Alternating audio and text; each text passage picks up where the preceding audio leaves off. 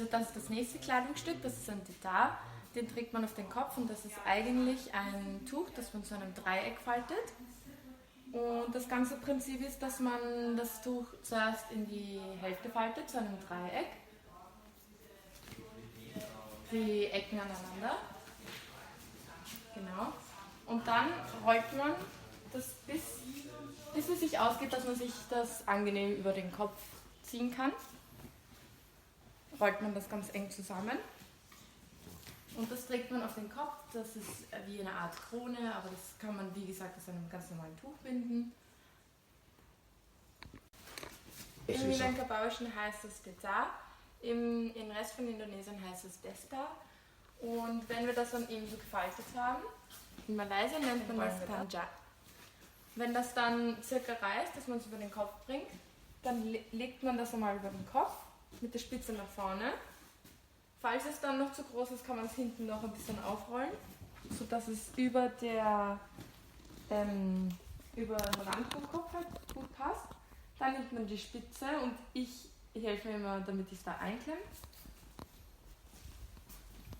Dann bringe ich einfach beide wieder nach vorne, überschlage sie einmal und bringe sie dann wieder nach hinten und dann kann ich einen Knoten machen.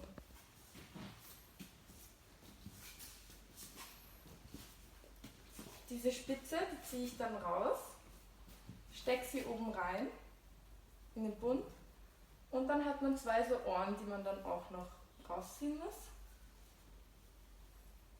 Und dann hat man zwei Ohren. Warte. Hier drin. Bisschen versteckt. Ja.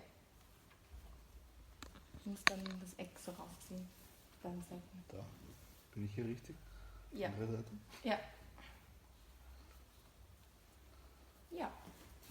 Das ist Option. Und das musst du noch mehr reinstecken. So.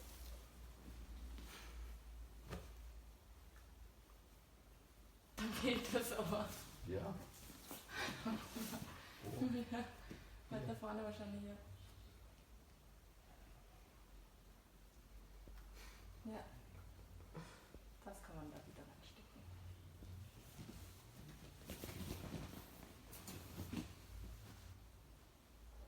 Also diese Ohren heißen im Indonesischen Elang Melantan Aning und das heißt, Adler fliegt gegen den Wind. Also das ist damit, dass man nicht quasi dauernd den Kopf am Boden hat. Das ist damit, dass man nicht immer den Kopf am Boden hat, weil der Kopf ist zum Denken da und würde man dauernd auf den Kopf fallen, wären die ja auch weg.